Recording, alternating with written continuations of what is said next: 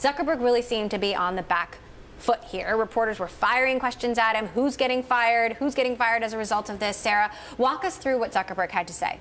Well, what I thought was very interesting about this call in relation to calls past is he was willing to say that there could be some people who could get fired because of this. In previous calls, he said that everything ends with him. He takes full responsibility. And in this case, he said, look, we did some things wrong. And of course, we're always making personnel decisions. That's like as far as we've ever gone in the directions of him saying he has to fire someone. And one of the first things, one of the first pieces of fallout from this is that the firm that made that link with Soros for reporters, although it was true that there was some financial relationship there, that firm has been cut from Facebook ties. They are no longer working with them. Zuckerberg said on the call that he did not know about the Definers relationship and he was not informed about the way that the company was using them. This firm, the Definers, as it is called, it's interesting that he admitted on the call that he didn't know anything about it. He learned about it in the New York Times piece. I want you to take a listen to what he had to say about personnel, because I do think it's worth hearing exactly what he had to say. Take a listen. I just generally don't talk about that, specific cases of that in public. It's not that, we run the company and people make mistakes and there's no consequences. It's that, as part of the normal process of running the company, we're evaluating people's performance and making changes either in role or in some cases finding different people to do different roles when we need to. So that's an ongoing process.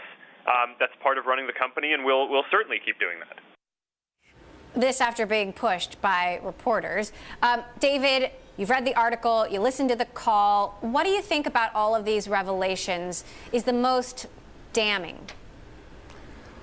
Well, it was amazing the defensiveness with which the call was conducted, and I think it's appropriate. I think Facebook is coming to a sense of responsibility so egregiously late on many of these issues of misuse and abuse and political manipulation that they're forced into an extremely uncomfortable position. What the article most amazingly laid out, I think it's not shocking to those of us who follow the company closely, but it was laid out in chapter and verse. It was right there in the title, delay, deflect, and distract. That has been the company's policy.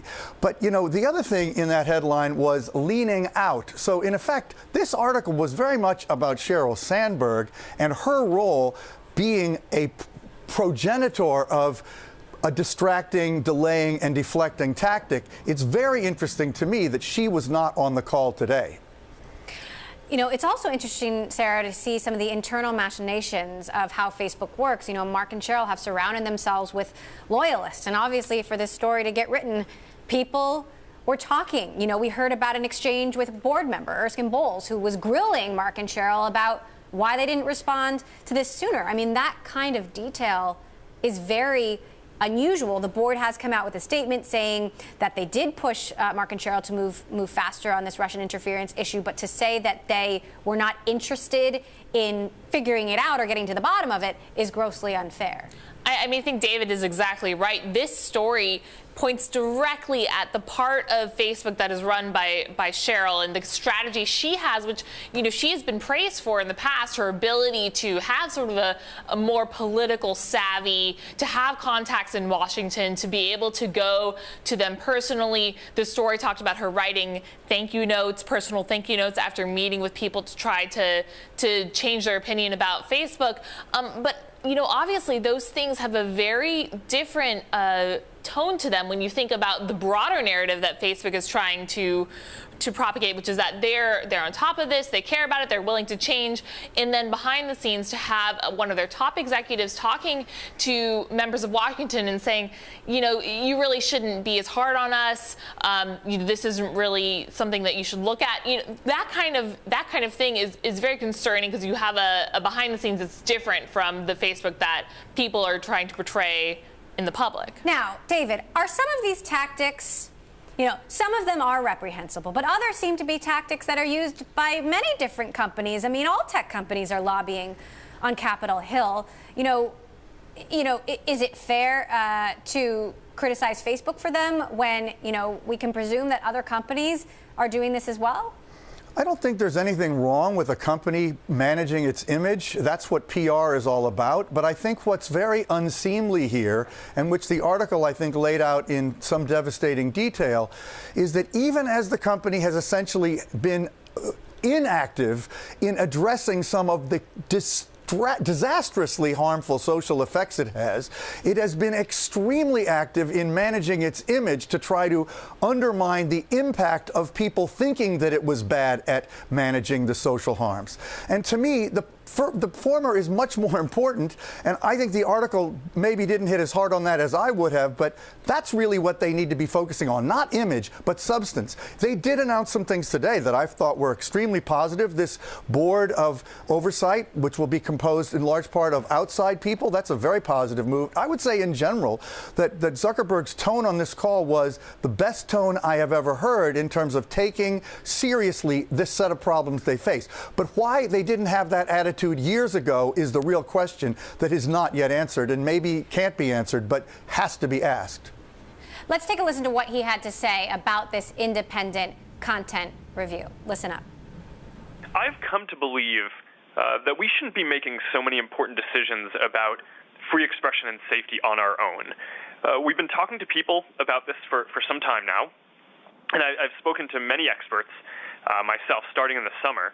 And today we are announcing that we're creating a new independent body that people will be able to appeal to, that will have the authority to determine whether content should come up or stay down. David, do you think that there will be some high-profile executives who leave as a result of this? I'm talking going all the way to the top. Well, I will say, and I talk to a lot of Facebook experts, critics, thinkers, analysts, there are quite a few, I'd say a growing number of people who seriously question Sheryl Sandberg's role at the company. I don't think she's likely to be forced out because I think Wall Street would freak out knowing that she's the architect of the business that has been the goose that laid the golden egg, so to speak. This is an incredibly profitable business, and she architected that. However, I think the evidence is increasingly accumulating that she has not imposed sufficient governance into the system that she designed. So, that's where the question is being asked. Sarah, we know that this company is being scrutinized in Washington, that lawmakers are looking closely. Has anybody suggested that this company, which also owns Instagram and WhatsApp and has Facebook Messenger, should be broken up? Well, what's really interesting about what we've seen happen in just the last year is Facebook has taken those external properties and brought them in and created what it's calling the family of apps, which includes Messenger and WhatsApp and Instagram.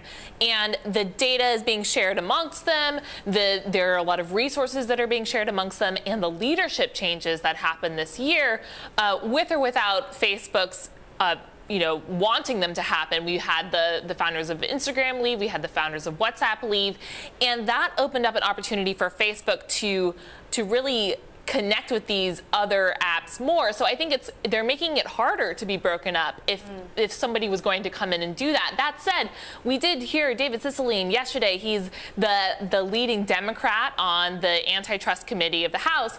He said that starting next year, they're going to have to take a very close look at Facebook's practices, especially in light of what we heard in this New York Times story yesterday, that this is going to open up an opportunity for Democrats to be hard on Facebook.